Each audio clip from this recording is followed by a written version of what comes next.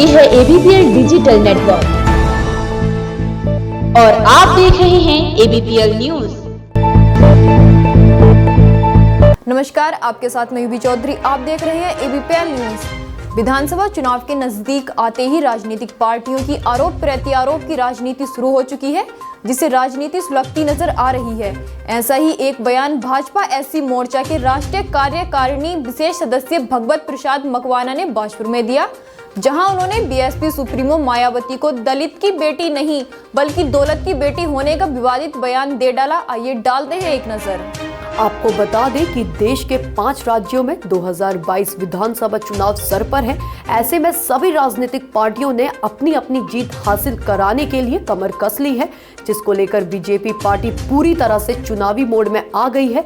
BJP ने अपनी चुनावी तैयारियां जोरों शोरों पर शुरू कर दी है, जिसका नतीजा है कि बीते दिनों में बीजेपी पार्टी के राष्ट्रीय अध्यक्ष जगत प्रकाश नड्डा ने उत्तराखंड का चुनावी दौरा करते हुए अपनी 2 दिवसीय यात्रा की, जहां उधम सिंह नगर के रुद्रपुर में बंगाली वोटर्स को रिझाने के लिए उत्तराखंड के मंच से पश्चिम बंगाल तक की राजनीति कर डाली, तो वहीं भाजपा ने उत्तराखंड में SC वोटर्स को अपनी ओर आकर्षित करने की तैयारियां कर दी हैं, जो कि आज उत्तराखंड राज्य की HC मोर्चा की प्रदेश स्तरीय बैठक नैनीताल में होने जा रही है, जिसको लेकर बीजेपी HC मोर्चा के राष्ट्रीय कार्यकारिणी विशेष सदस्य भागवत प्रसाद मकवाना बाजपुर पहुंचे।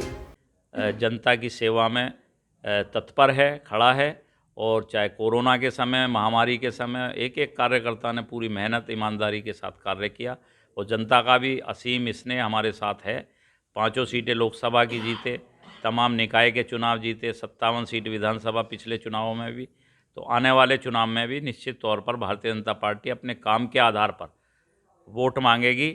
मोदी जी के नेतृत्व में पुष्कर सिंह धामी जी उत्तराखंड में हमारे मुख्यमंत्री हैं, मदन कौशिक जी हमारे प्रदेश के अध्यक्ष हैं, JP नड्डा जी राष्ट्रीय अध्यक्ष हैं। उनके नेतृत्व में हम लोग चुनाव में जा रहे हैं और विजयी होंगे। बाजपुर चीनी मिल के मृतक आश्रितों ने स्थायी नियुक्ति की मांग को लेकर चीनी मिल कार्यालय के बाहर सांकेतिक धरना दिया। इस दौरान मांग पूरी न होने पर मृतक आश्रितों ने आत्मदाह की चेतावनी भी दी।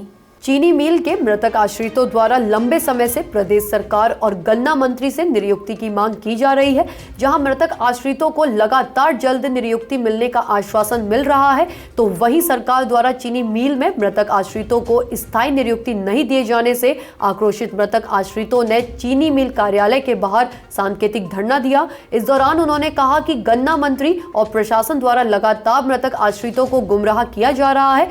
यदि जल्द ही मृतक आश्रितों को नियुक्ति नहीं मिली तो मृतक आश्रित आत्मदाह करने को बाध्य होंगे, जिसकी जिम्मेदारी शासन प्रशासन की होगी। 5 जून 2018 को मृतक आश्रित पर अस्थायी रूप से रोक लगा दी गई थी कुछ समय के लिए, लेकिन 2017 में जिन लोगों के पिताजी खत्म हुए और 5 जून 2018 से पहले भी जिनके पिताजी खत्म हुए थे, ऐसे 8 लोग हैं जिन्हें राजनीतिक कारण मृतक एफजी नहीं दी गई, जबकि मृतक एफजी 5 जून 2018 को बंद हुई है।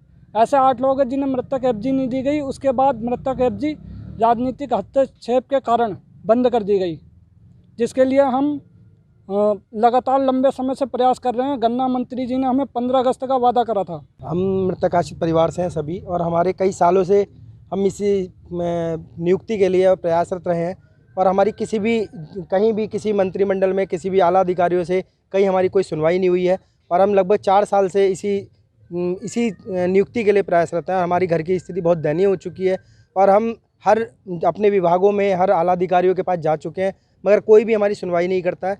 बस सुनवाई के नाम पर एक आश्वासन है, और आश्वासन के नाम पर कुछ नहीं। तहसील धारचूला के नेपाल के गांव में जनगणना करने के लिए नेपाल सरकार ने पिथौरागढ़ जिलाधिकारी से भारतीय सीमा में आने की अनुमति मांगी है।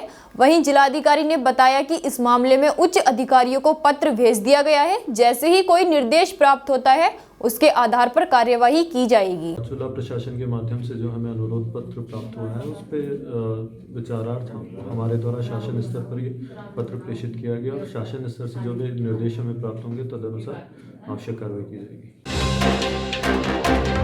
यूपी वक्फ बोर्ड के पूर्व चेयरमैन वसीम रिजवी की विवादित किताब के विमोचन के बाद मुस्लिम समुदाय में भारी आक्रोश है।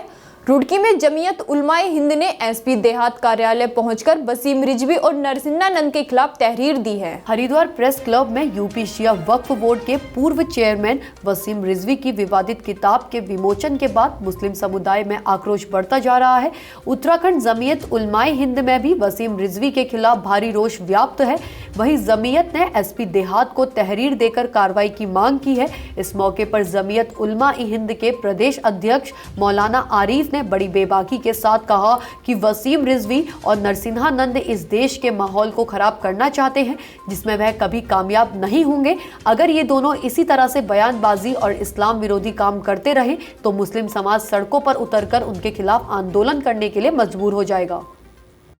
जो वसीम रिजवी है, पूर्व चेयरमैन है ये उत्तर प्रदेश वक्फ बोर्ड के, इन्होंने नबी की शान में गुस्ताखी की है और यहाँ पे हरिद्वार आए थे। उन्होंने प्रेस वार्ता में बहुत ही ज़्यादा जो अपशब्द हैं वो इस्तेमाल किए हैं, जिसको लेकर मुस्लिम समाज में काफ़ी रोष है और आज उनके खिलाफ एक तहरीर यहाँ पर एसपी दिया साहब को दी है कठोर कार्रवाई करने के लिए।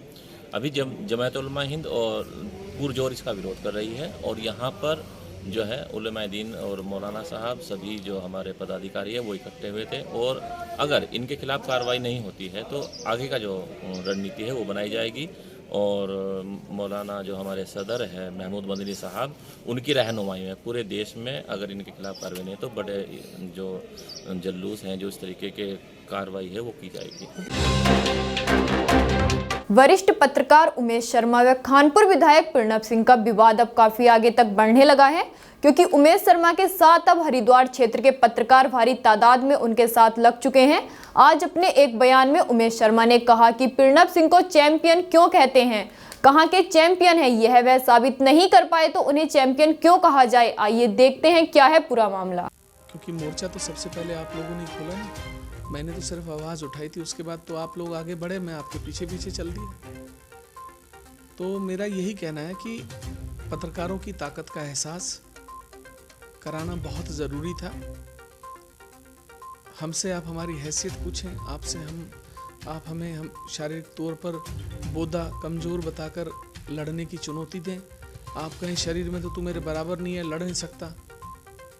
तो ये अपमान का जो घूंट, ये जो अपमान का जहर पत्रकार साथी भाई हमारे 20-20, 25-25 साल के युवा खून का घूंट पीकर अपमानित होकर अपने स्वाभिमान पर ठेस पहुंचने के बावजूद किसी तरीके से अपनी लड़ाई लड़ रहे थे। उस लड़ाई को आगे बढ़ाया जाना बहुत ज़रूरी था और ये जवाब किसी एक चैंपियन को नहीं दिया गया। चैंपियन कौन? चैंपियन तो पता नहीं आप लोग क्यों कहते हैं, मुझे समझ में नहीं आता है। ये एक किसी प्रणब को नहीं दिया गया है, किसी विधायक को नहीं दिया गया। ये पूरे उत्तराखंड, पूरे देश को संदेश है। वरिष्ठ कांग्रेसी नेता एवं पूर्व विदेश मंत्री रहे सलमान खुर्शीद द्वारा हिंदुत्व की तुलना बोको हरम से किए जाने पर भाजयुमो कुमाऊं संयोजक विवेक दीप सिंह ने सलमान खुर्शीद पर जोरदार पलटवार किया है। उन्होंने कहा कि सलमान खुर्शीद जैसे नेता इस तरह के बयान देकर सस्ती लोकप्रियता हासिल करना चाहते हैं। मैं यही कहना चाहूँगा, सलमान खुर्शीद जैसे नेता इस प्रकार की बयानबाजी लेके सस्ती लोकप्रियता अपनाना चाहते हैं। अगर सलमान खुर्शीद को ऐसा लगता है कि हिंदुस्तान के हिंदू ISIS के तर्ज पर चल रहे हैं तो एक बार जाकर वो ISIS के गढ़ पे जाकर देखें और वहाँ पर समय बिताकर देखें। अगर वो जिंदा वापस लौट कर आ जाएं तो मेरा नाम बदल दीजिएगा।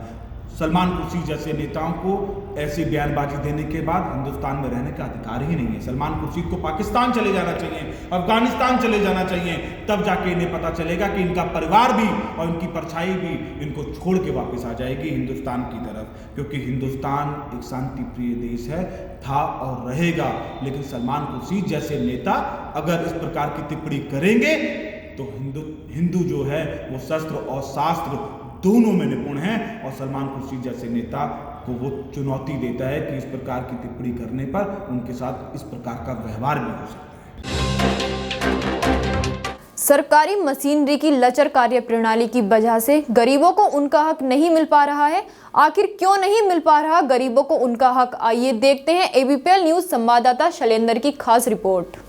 लालकुआं नगर पंचायत के अंबेडकर नगर वार्ड नंबर 1 में गरीबों के लिए ये 100 कमरों का का निर्माण कराया गया था। ठीक मेरे पीछे देख सकते हैं, ये 100 कमरे हैं। इनका निर्माण जो है लगभग 1 दशक से अधिक का समय बीत चुका है, मतलब 10 साल से भी अधिक का समय बीत चुका है। लेकिन ये कछुआ गति से काम चला और काम चलते चलते धीरे धीरे अब काम धरातल पर होता दिखाई दे रहा है। लेकिन अभी तक यहाँ पर जो चिन्हित किए गए 100 गरीब थे, उनको अभी तक इन आवासों का आवंटन नहीं किया गया है। सबसे बड़ा सवाल यहाँ पर सरकारी मशीनरी की लचर कार्यप्रणाली यहाँ दिखाई देती है। सीधे तौर पर इस पूरे मामले पर बातचीत करने के लिए हमारे साथ कुमाऊं के ब्यूरो चीफ हमारे साथ मौजूद हैं, विनोद अग्रवाल जी। उनसे बातचीत करेंगे कि आखिर सरकार की कार्यप्रणाली को किस प्रकार से देखते हैं और जो अभी तक की जो सुविधाएं यहाँ के गरीबों को मिल जानी चाहिए थी वो नहीं मिली। विनोद जी, लगातार आप यहाँ के स्थानीय निवासी भी हैं, कल लंबे समय से पत्रकारिता के क्षेत्र में लंबा अनुभव भी है आपका, किस प्रकार से देखते हैं 100 कमरे जो अब तक गरीबों को मिल जाने चाहिए थे, सिर्फ और सिर्फ यहाँ पर शराबी जुआरियों का इनका अड्डा बन करके रह गया है, ना कि गरीबों को उनका अभी तक हक मिल पाया है? शैलेंद्र जी, ऐसा है कि ये योजना 2010 में लागू आई थी, उसके बाद 3 चेयरमैन यहाँ पर बदल चुके हैं, लेकिन गरीबों को उनका हक नहीं मिला आज तक। अब ये अभी हमने ये मुद्दा विधायक जी के सामने उठाया था। विधायक जी ने भी बोला था कि जो है बहुत जल्द हम गरीबों के लिए आवंटित करेंगे। वर्तमान चेयरमैन से हमारी बात हुई थी तो उन्होंने कहा था कि पानी के नल की फिटिंग हो रही है, उसके लिए मैंने पैसा आवंटित कर दिया है, लेकिन वो पानी के नल कब लगेंगे ये तो कोई नहीं जानता है।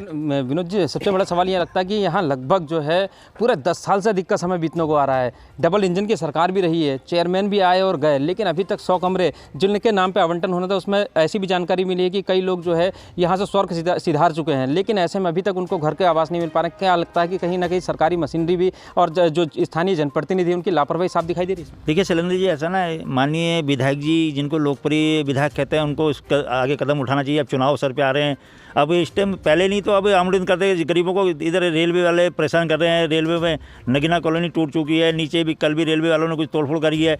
तो मैं तो चाहता हूँ कि गरीबों को उनका हक मिले और जल्द से जल्द कमरे आवंटित हो, जैसे गरीबों को एक सहारा मिल सके। तो बिल्कुल ABPL ग्राउंड जीरो से यहाँ पर एक खबर दिखा रहा है और बहुत महत्वपूर्ण खबर है, क्योंकि लगभग लंबे समय से इस 100 कमरों की खबर जो है लगातार बनाते आए हैं, दिखाते आए हैं, लोगों की आवाज़ जो है जनप्रतिनिधियों तक, नेताओं तक, अधिकारियों तक पहुँचाते आए हैं, लेकिन बावजूद इसके अभी तक किसी भी प्रकार की इसमें कोई कार्रवाई नहीं हो रही है। लंबी चौड़ी ढिलाई बढ़ती जा रही है। देख सकते हैं ये 100 कमरे के जो यहाँ पर पूरी तरीके से तैयार हो चुके हैं। लगातार प्रयास जारी हैं कि यहाँ पर जो गरीब थे 100 जिनको छत नसीब नहीं होती थी उन लोग को यहाँ पर रहने के लिए आसरा दिया जाएगा। ये 100 कमरे बनाए गए थे। बताते चले कि इंदिरा गांधी एकीकृत मलिन बस्ती विकास परियोजना के तहत ये जो है निर्माण कार्य हुआ था, लेकिन 2010 से लेकर के अब 2021 भी बीतने को तैयार है, 2022 आ रहा है, मतलब 10 साल से भी अधिक का समय जो है बीत चुका है। उसके बावजूद भी अभी तक इन कमरों का निर्माण पूरा होने के बाद कुछ तकनीकी खामियां अभी भी बताई जा रही हैं, जबकि इतना लंबा समय बीतने के बाद कोई बड़ा छोटा प्रोजेक्ट होता तो वो कब का पूरा हो गया होता। लेकिन जो ये गरीबों के लिए बना प्रोजेक्ट अभी तक बनने के बाद भी उनको नहीं मिल पा रहा, तो कहीं ना कहीं एक सोचनीय विषय ये है कि सरकारी मशीनरी, चुने हुए जनप्रतिनिधि, कहीं ना कहीं लापरवाही सभी की मिलीजुली इसमें देखी जा सकती है। क्योंकि लंबे समय से जो यहाँ के जो गरीब हैं, जिस तरीके से अभी हमारे ब्यूरो चीफ विनोद अग्रवाल जी ने भी बताया कि कई क्षेत्र में रेलवे अतिक्रमणकारी बता करके गरीबों को उजाड़ने का भी काम कर रहा है, हटा दिया जा रहा है उनको, उनके सिर पर छत नहीं है। तो ऐसे में जो ये 100 कमरे हैं, इन 100 कमरे को अगर गरीबों को दे दिए जाएँ तो कहीं ना कहीं उनको लाभ मिल सकेगा। ABPL लगातार ग्राउंड जीरो से ये खबरें दिखा रहा है। ऐसी खबरें लगातार हम ही दिखाते हैं, क्योंकि इन खबरों को प्रकाशित करने से कम शासन प्रशासन चैन की नींद जो सो रहा है वो जागे। विनोद जी, लगातार जिस प्रकार की समस्याएं सामने आ रही हैं, एक ज्वलनशील मुद्दा है, 1 दशक का समय जो है काफ़ी लंबा समय होता है। क्या लगता है कि इसमें कहीं ना कहीं एक बड़ी लापरवाही और बड़ी खामियां जो है सिस्टम के सामने दिखाई दे रही हैं? शैलेंद्र जी, सबसे बड़ी चीज़ तो ये है कि जो चेयरमैन है वो कांग्रेस का है और विधायक जो है भाजपा का है, तो उनका समन्वय नहीं बैठ पा रहा है। और कुछ जो यहाँ के गणमान्य व्यक्ति हैं वो भी चाह रहे हैं कि हम लोगों को ये रूम आवंटित हो, जो गरीबों को हक मार के कुछ लोग चाह रहे हैं कि हमें भी आवंटित हो जाए रूम।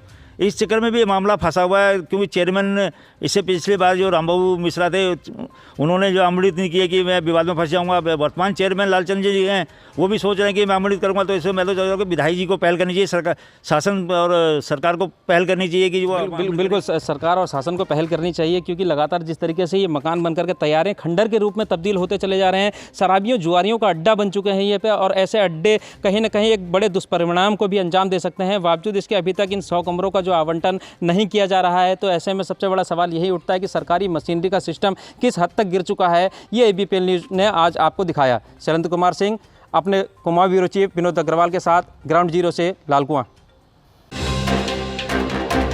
बिंदु खत्ता के अंबेडकर पार्क में श्रम विभाग द्वारा सर्व श्रमिक कर्मकार श्रमिक संगठन के सहयोग से शिविर का आयोजन किया गया, जिसमें असंगठित क्षेत्र के श्रमिकों के ई-कार्ड निःशुल्क रूप से बनाए गए। इस दौरान यहां सैकड़ों की संख्या में पहुंचे श्रमिकों ने ई-कार्ड के लिए ऑनलाइन आवेदन भी किया। बिंदु खत्ता के अंबेडकर पार्क में श्रम विभाग द्वारा सर्व श्रमिक कर्मकार श्रमिक संगठन के सहयोग से शिविर का आयोजन किया गया। इस दौरान शिविर में पहुंची श्रम विभाग की अधिकारी मीनाक्षी कांडपाल और सर्व श्रमिक कर्मकार संगठन के अध्यक्ष उमेद राम ने कहा कि असंगठित क्षेत्र के श्रमिक जिन्हें ईपीएफ और ईएसआई की सुविधा नहीं मिलती है, उनके लिए यहां शिविर का आयोजन किया गया है ताकि असंगठित क्षेत्र के श्रमिकों को ई कार्ड बनाकर उन्हें सुविधाएं मुहैया कराई जा सके। जो फेरी लगाते हैं, छोटे मोटे दुकानें चलाते हैं या घरेलू काम करते हैं, किसी के घरों में काम करना, किसी भी प्रकार का ऐसा कार्य जिसमें ईएसआई और पीएफ की सुविधा जिनको नहीं मिलती है और जो इनकम टैक्स नहीं देते हैं, ऐसे सभी असंगठित क्षेत्र के कर्मकार अपने आधार कार्ड और बैंक खाता और मोबाइल से अपना रजिस्ट्रेशन करवा सकते हैं अपने नज़दीकी सीएससी सेंटर में, या फिर खुद अपने मोबाइल से भी कर सकते हैं।